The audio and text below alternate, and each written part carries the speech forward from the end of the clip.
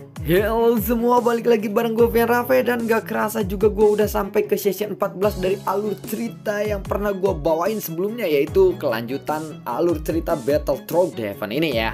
Dan tanpa banyak basa-basi lagi, yuk kita langsung check this out aja alur ceritanya. Di episode sebelumnya, Xiaoyan yang sudah keluar dari keajaiban dan tim Psionik juga akhirnya pergi dari keajaiban.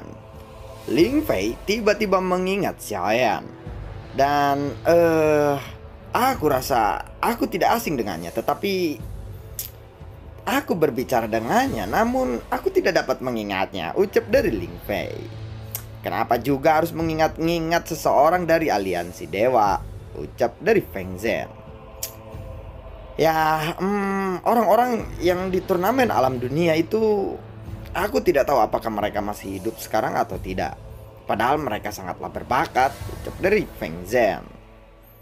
Mereka mungkin terlalu sial karena diserang oleh aliansi dewa, jawab dari Ling Fei. Dan setelah mengatakan itu, Ling Fei tiba-tiba menepuk dahinya seolah-olah dia menyadari sesuatu. Oh iya, aku lupa. Aku ingat orang itu. Kapten dari tim Fearless di turnamen alam dunia, ucap dari Ling Fei. Hei, itu mustahil. Apakah kamu mau bergabung dengan musuh yang berusaha untuk membunuhmu? Ucap dari Feng Zhen. Mungkin saja, karena dia tidak bisa mengalahkan aliansi dewa, jadi dia bergabung dengan aliansi dewa. Kapten tim Fearless itu bernama Xiaoyan. Oh ya, betapa kuatnya juga selama di pertandingan itu, ucap dari Feng Zhen. Selain Xiaoyan, si tengkorak juga menarik dan kekuatan jiwanya bahkan lebih kuat daripada si Xiaoyan itu, benar kan? Ucap dari Ling Fei. Ya sudahlah, baiklah kita harus pergi sekarang, ucap dari Feng Zhen. Ling Fei pun lalu mengangguk. Sementara itu, di kapal aliansi dewa, kebanyakan orang memilih untuk duduk dan berlatih. Karena hanya dengan cara ini mereka bisa memanfaatkan waktu. Sementara itu, Xiaoyan saat ini sedang menyelinap untuk pergi. Song Aolai sudah menyiapkan kapal kecil untuknya. Setelah itu, dia lalu berterima kasih kepada Song Aolai. Xiaoyan lalu memasuki kapal kecil itu dan segera keluar dari kapal besar aliansi dewa. Orang-orang ini punya banyak rahasia, ucap dari Song Aolai saat melihat Xiaoyan pergi dari sana. Di kapal kecil, Xiaoyan hanya sendirian dan buru-buru mengendalikan posisi kapal. Kemudian dia segera pergi menuju Point Beiming. Xiaoyan tiba-tiba teringat sesuatu, dan saat segel tangannya berubah, sebuah formasi arai pun muncul di kakinya. Wandering Arai teleportasi.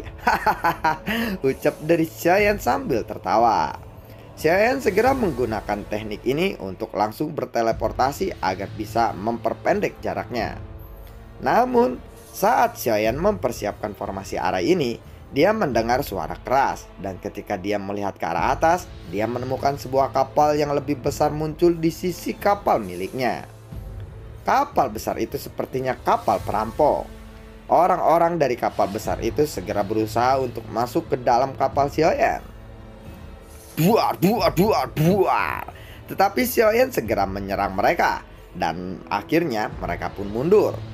Xiaoyan lalu berdiri, tidak berkata apa-apa, dan dia segera masuk ke kapal yang lebih besar ini. Tuan, maafkan kami. Silakan masuk, anggap saja kapal sendiri, asal jangan dijual. Salam hormat dari kami, ucap dari salah satu anak kapal itu. Xiaoyan lalu duduk tersenyum, dan setelah itu Xiaoyan segera membentuk segel formasi arai teleportasi dengan tenang. Lalu Xiaoyan pun pergi menggunakan teleportasinya, meninggalkan orang-orang malang tersebut. Di tengah wilayah Point Barat, sebuah kapal besar perlahan-lahan melambat dan akhirnya berhenti. Akhirnya ketemu juga. Di ujung kapal ada tulisan aliansi dewa. Melaju dengan cepat, dan saat mereka menemukan kapal itu, pergilah. Kapal dari aliansi dewa mendekat, dan lusinan orang-orang pun bergegas pergi dari kapal besar itu. Tetapi setelah mencari di kapal besar itu, ternyata tidak ada jejak siapapun di sana. Hei, Tidak ada orang di kapal itu. Apakah kapal itu tidak berawak? Ucap dari orang-orang yang memeriksa kapal itu. Mustahil, dia pasti kabur, jawab dari orang lainnya. Di kapal aliansi dewa, beberapa orang saling memandang. Kita harus periksa lagi, mungkin akan ada petunjuk. Kita harus menemukannya. Baiklah, baiklah, ucap dari semua orang. Sementara itu, sekelompok orang ini masih mencari Xiaoyan di wilayah Point Laut Barat. Mereka tidak tahu bahwa Xiaoyan telah pergi menggunakan arai teleportasi. Sementara itu, Xiaoyan lalu muncul. Wang Cai dan juga Heisan, si pohon yang hidup sebelumnya, menatap ke arah Xiaoyan dengan penuh semangat. Oh, Tuan, apakah Anda sudah menemukan bahan-bahannya? Tanya dari Heisan. Berbicara tentang bahan-bahan, Xiaoyan langsung mengeluarkan 50 pohon petir baja yang dia ambil dari keajaiban. Wah, banyak sekali, ucap dari Heisan saat melihat itu. Lalu, ini bisa digunakan untuk apa saja? Tanya dari Xiaoyan. Pohon petir baja ini bisa meningkatkan kekuatan senjata, tetapi kekuatan senjatamu tidak perlu ditingkatkan lagi, ucap dari Heisan. Oh, bukankah itu berarti pohon-pohon ini tidak berguna bagiku? Ucap dari Xiaoyan. Tentu saja tidak. Armormu kan masih bisa diperkuat. Aku bisa membantumu untuk memperkuat kekuatan armormu dengan pohon petir baja ini. Lagi pula, pohon petir baja adalah bahan yang unggul dan juga bahan yang sangat baik untuk digunakan, jawab dari Heisan. Oh ya, kamu juga sebuah pohon. Apakah tubuhmu bisa dijadikan bahan juga? Tanya dari Xiaoyan. Hei, jangan bercanda seperti itu. Aku mati dong, ucap dari Heisan. Tidak, aku hanya bercanda saja. Jika seseorang ingin membakarmu, aku akan menjadi orang yang membakarmu terlebih dahulu. Tidak. Aku pasti akan melindungimu. Jangan khawatir, ucap dari Xiaoyan. Apakah menurutmu itu lucu? Ucap dari Heisan. Sudahlah, aku kan cuma bercanda. Oh ya, apakah kamu tahu seberapa jauh Point Beiming dari pemakaman yang kacau ini? Tanya dari Xiaoyan. Apa yang akan kamu lakukan di sana? Itu sebuah tempat yang damai, jawab dari Heisan. Aku ingin menyelamatkan seseorang. Banyak fighting god yang telah mati di sana. Bahkan tempat itu tidak memiliki lokasi yang pasti. Tempat itu bisa bergerak kapan saja, jawab dari Heisan lagi. Apakah ada cara untuk sampai ke sana? Tanya dari Xiaoyan. Lalu Wang Cai pun tiba-tiba menggonggong dengan sangat keras. Apa yang dia katakan? Tanya dari Xiaoyan. Dia bilang dia bisa menemukannya, jawab dari Heisan. Oh, benarkah? Ucap dari Xiaoyan sambil menatap ke arah Wang Cai dengan curiga. Itu benar, karena tempat itu adalah kampung halamannya, tetapi tempat itu tertutup, ucap dari Heisan yang terus menerjemahkan gonggongan dari Wang Cai. Apakah ada cara lain untuk membukanya? Tanya dari Xiaoyan. Tempat itu dikunci oleh Pluto. Tidak seorang pun yang bisa membukanya kecuali Pluto itu sendiri. Mengapa kamu tidak mencoba untuk mendatangi Pluto saja? Jawab dari Heisan. Pluto? Tanya dari Xiaoyan lagi. Meskipun ini bukan pertama kalinya Xiaoyan mendengar nama itu, tetapi dia tidak tahu siapa Pluto itu sebenarnya. Bukankah Pluto itu sangat dihormati oleh putrimu? Ucap dari Heisan. Putriku? Maksudmu adalah Yueli? Untuk menemukannya, aku harus pergi ke dunia bawah. Dan aku tidak tahu bagaimana caranya untuk menuju dunia bawah itu, jawab dari Xiaoyan. Meskipun Laut Void Utara setara dengan memasuki dunia bawah, kamu bisa memasuki dunia bawah dari sana. Tetapi itu juga kalau kamu sudah memenuhi syarat, jawab dari Heisan. Syarat? Bagaimana cara agar aku bisa memenuhi syarat itu? Tanya dari Xiaoyan lagi. Bukankah kamu sudah memenuhi syarat? Coba saja kamu hubungi Xiao Yueli dari sini, ucap dari Heisan. Memangnya bisa? Tanya dari Xiaoyan. Kamu bertanya-tanya. Meskipun Xiaoyan tidak terlalu mempercayai hal itu, namun dalam hatinya dia mulai memanggil nama Xiao Yueli. Sementara itu di dunia bawah, Xiao Yueli yang sedang bersama Raja Tianjang. Tetapi pada saat ini Raja Tianjang dan Xiao Yueli lalu mengangkat kepala mereka pada saat yang bersamaan. "Hei, sepertinya ayahmu sedang memanggilmu," ucap dari Raja Tianjang. "Ayah sedang mencariku," jawab dari Xiao Yueli dengan bersemangat sambil menatap Raja Tianjang. "Pergilah sekarang ke Beiming Point," ucap dari Raja Tianjang. "Ayah." Setelah beberapa saat, Xiaoyan benar-benar mendengar suara Xiao Yueli. "Yueli?" Xiaoyan pun terkejut. "Ayah, tunggu aku akan segera ke sana," jawab dari Xiao Yueli.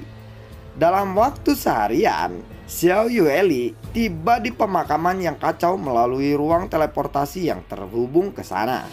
Dan setelah melihat Xiaoyan, dia lalu melompat ke pelukan Xiaoyan seperti seorang gadis kecil yang sangat merindukan ayahnya. Ayah, kenapa penampilan ayah sekarang menjadi jelek?" tanya dari Xiao Yueli. Ini karena saat ini Xiao Yueli melihat jiwa Xiaoyan di stick. Penampilan Xiaoyannya tetap seperti biasanya, sedangkan sekarang Xiaoyan masih dalam penampilan Xiao Feng. Dan Xiaoyan tidak tahu kalau Xiao Yueli adalah Pluto. Ini ceritanya panjang sekali. Anggap saja aku sedang menggunakan topeng ya, ucap dari Xiaoyan. "Apa yang ayah ingin lakukan di Point Beiming?" tanya dari Xiao Yueli. "Aku ingin menyelamatkan seseorang di sana," jawab dari Xiaoyan.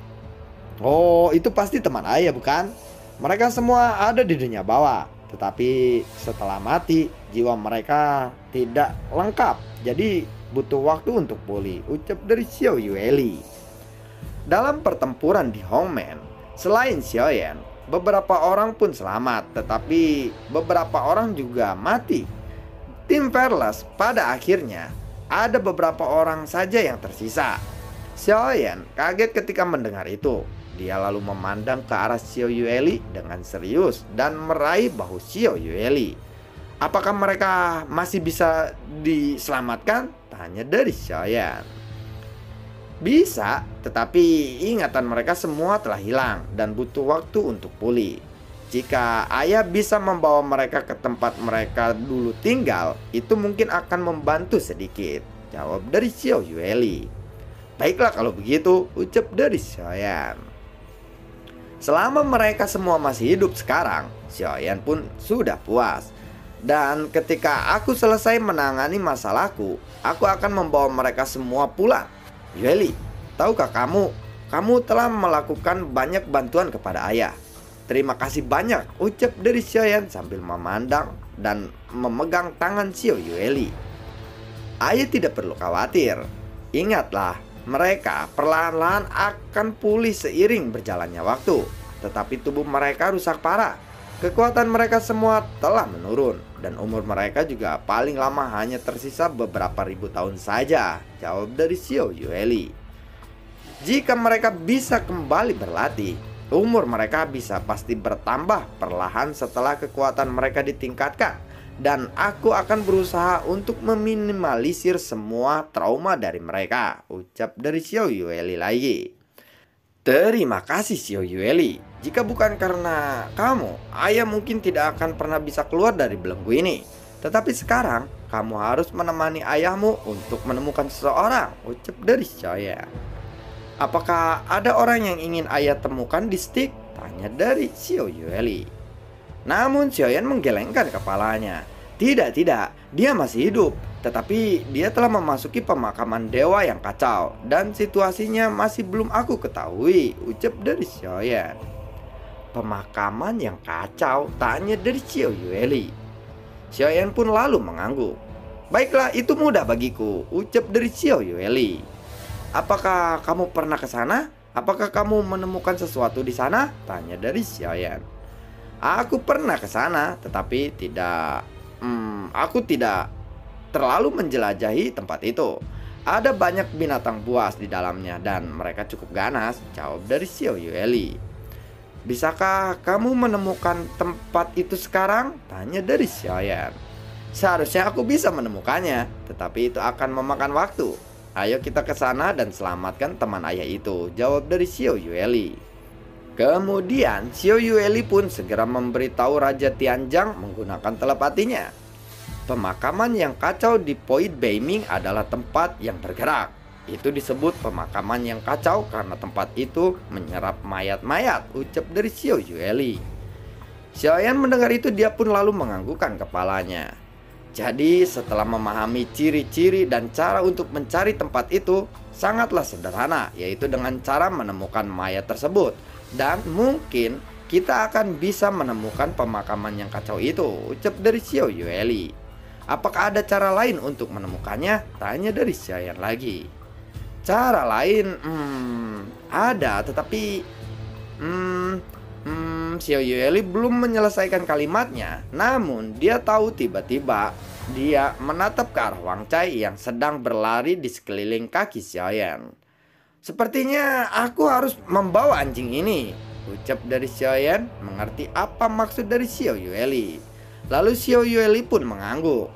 Ya, hanya saja dia tidak bisa pergi dari sini. Tetapi aku masih punya cara agar dia bisa pergi untuk waktu yang singkat, ucap dari Xiao Yueli. Kalau begitu, ayo kita segera bergerak dan pergi dari sini, ucap dari Xiaoyan. Baiklah ayah, ayo kita pergi, jawab dari Xiao Yueli. Keduanya tiba-tiba ada di pintu keluar, tetapi setelah mencapai pintu keluar itu, Xiaoyan tiba-tiba berhenti dan menoleh kepada Xiao Yueli. Oh ya, aku tidak punya kapal, jawab dari Xiaoyan. Xiao Yueli pun tersenyum, lalu dia menjentikan jarinya. Setelah beberapa saat, kemudian kapal pun muncul di depan mereka. Ini adalah hadiah ulang tahun yang diberikan guru untukku, dan aku sangat menyukainya, ucap dari Xiao Yueli. Lalu dia membawa Xiaoyan dan Wang Cai ke dalam kapal itu. Kemudian mereka pun mulai bergerak. Namun pencarian pemakaman ini tidaklah memakan waktu yang sebentar. Mungkin akan mencapai 5 atau 6 tahun. Dalam waktu 5 atau 6 tahun perjalanan ini, Xiao Yueli memaksakan Xiaoyan untuk menceritakan semua masa lalunya. Bagaimana dia bisa bertemu dengan Sun Er dan kemudian jatuh cinta, lalu bercocok tanam dan akhirnya muncullah Xiao Yueli. Kisah mereka memang diceritakan di sepanjang perjalanan ini. Dan lalu bagaimanakah kelanjutan ceritanya? Akankah Xiaoyan tepat waktu menyelamatkan Long Yan ini? Dan Xiaoyan sendiri belum tahu ya bahwa sebenarnya anaknya itu atau putrinya Xiao Yueli adalah Pluto itu sendiri. Atau Pluto itu adalah Xiao Yueli itu reinkarnasinya Pluto. Nantikan video gue berikutnya dan semoga sehat selalu untuk kalian. Gue selalu ucapin terima kasih banyak juga buat kalian yang sudah mendukung channel ini dari awal hingga saat ini. Dan gue juga selalu ucapin terima kasih banyak buat kalian yang sudah mensupport channel ini lewat link Saweria di bawah kolom deskripsi. Dan sampai ketemu lagi di video gue berikutnya. Semoga sehat selalu untuk kalian. Assalamualaikum dan sampai jumpa. Dadah.